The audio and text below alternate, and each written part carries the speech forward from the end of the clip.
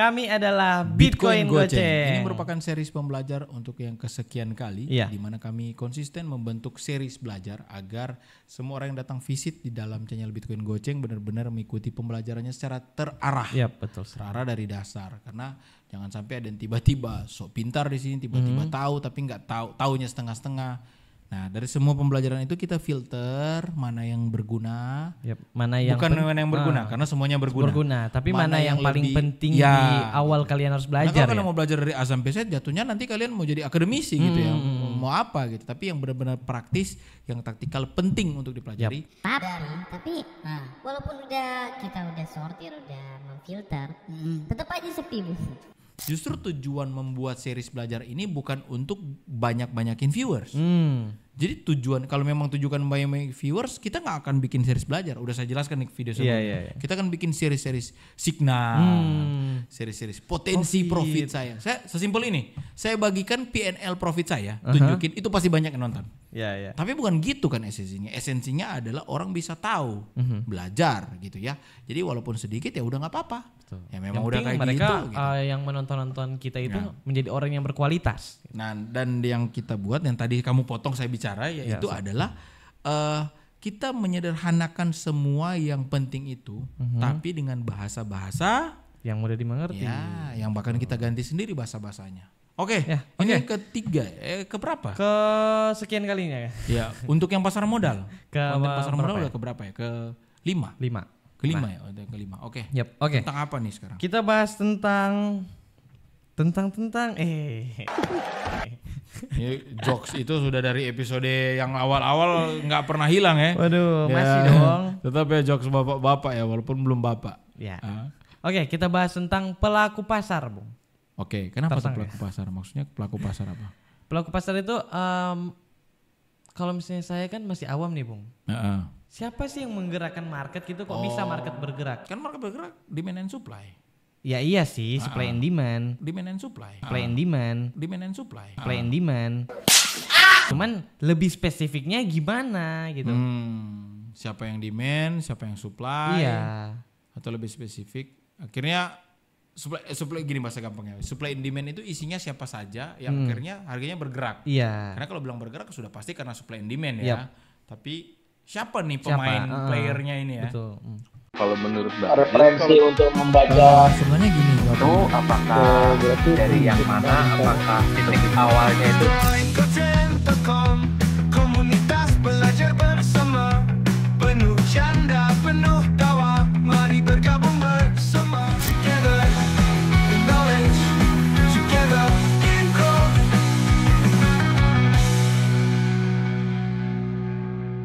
Gini.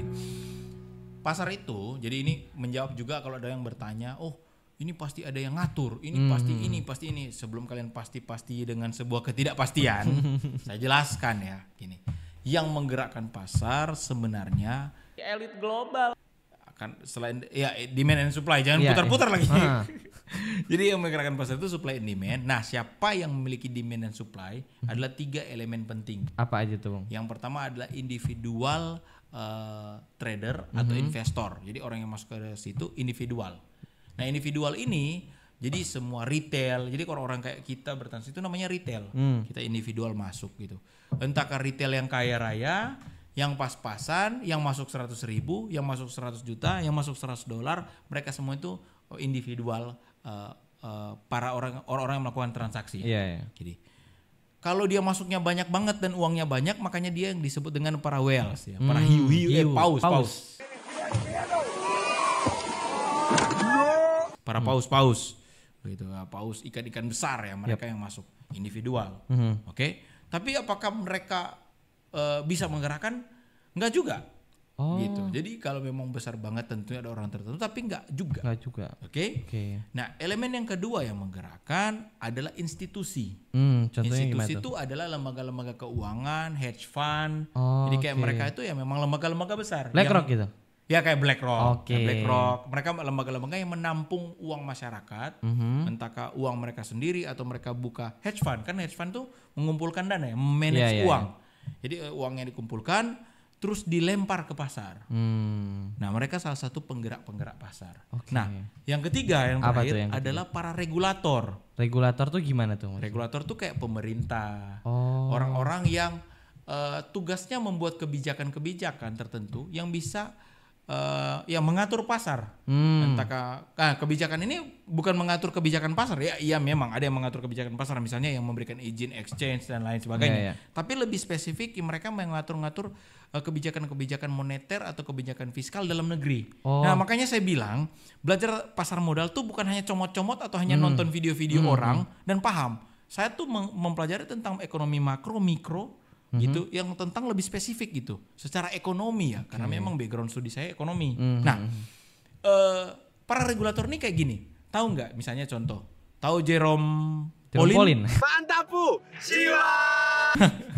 Oh, VOMC nih, Jerome Powell, iya, Jerome Powell bukan Jerome Powell, Pauline ya. Jerome kok jadi saya ingat Jerome Pauline? Waduh. Jerome Powell. This is a great discussion to have. Ya kan, dia kan selalu speech ya, Yap. tentang pengumuman tentang suku bunga, tentang inflasi dan kayak gitu-gitu ya.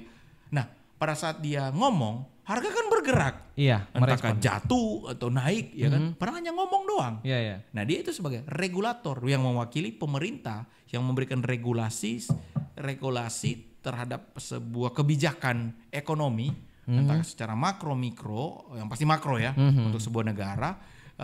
Kebijakan-kebijakan tersebut, entah kebijakan fiskal, kebijakan moneter, punya kebijakan-kebijakan tersebut tentu mempengaruhi pasar, karena pasar akan melihat nih, wah ini bisa jadi gini nih, bisa gini. Jadi pihak yang ketiga adalah regulator. Jadi yang pertama adalah individual, yang kedua institusi, yang ketiga regulator. Nah, ketiga ini bertarung nih. Iya dong. Ya, ibarat sebuah pertandingan mereka bertarung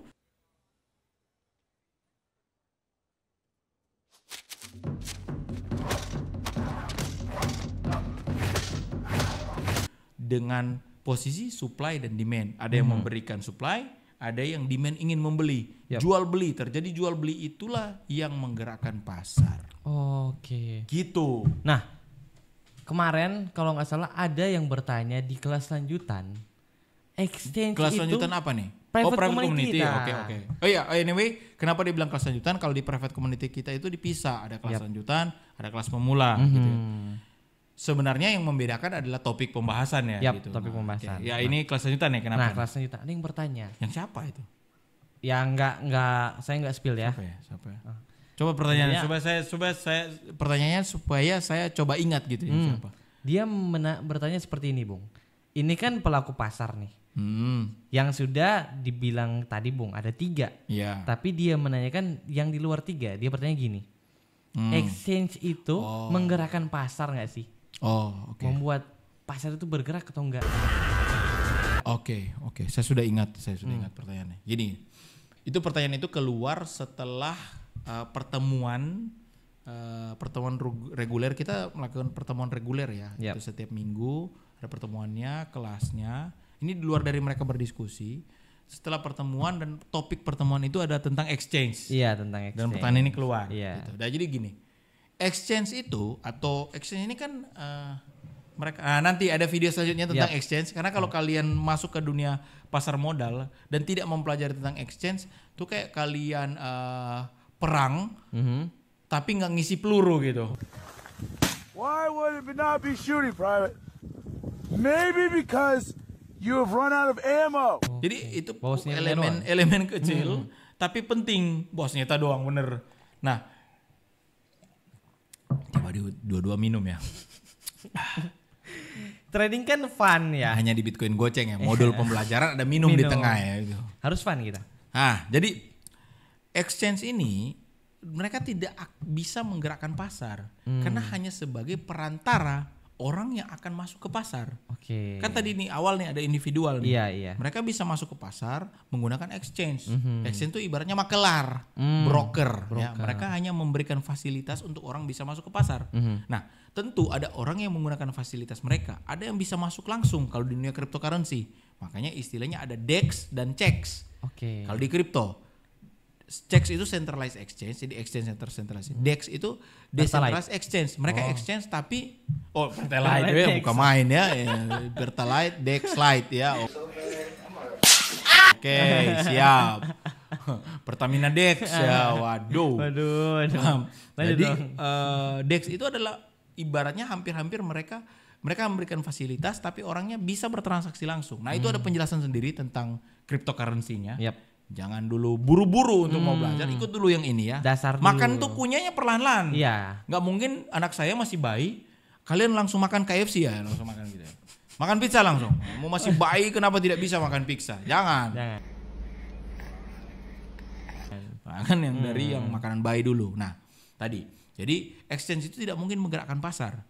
Karena dia adalah penyedia layanan untuk orang bertransaksi di pasar. Perantara. Tapi apa nih? Tapi ada exchange, ini sebenarnya materi tentang exchange. Ada exchange yang bisa menggerakkan, itu berarti exchange bandar.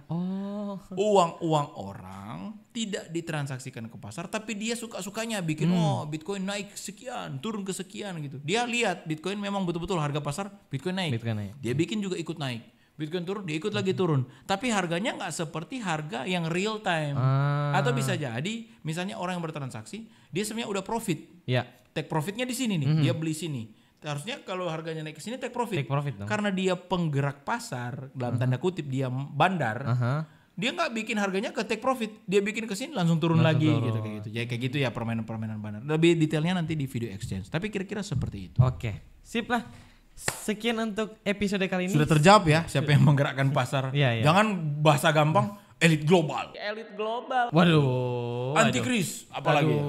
Ini penguasa dunia apalagi. Jangan. Paham dulu ya. Bisa jadi dari ketiga tadi ada salah satunya elit global. Atau ketiganya elit global. Itu. Atau tidak dari tiga tadi. Nah itu kan pelajaran yang lain. Anda lebih cocok belajar tentang teori konspirasi kalau gitu ya.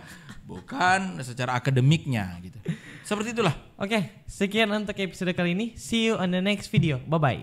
Together in growth, together in growth.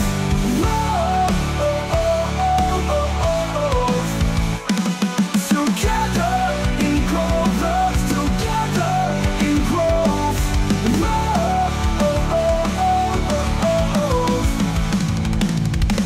Terima kasih sudah menonton live kami.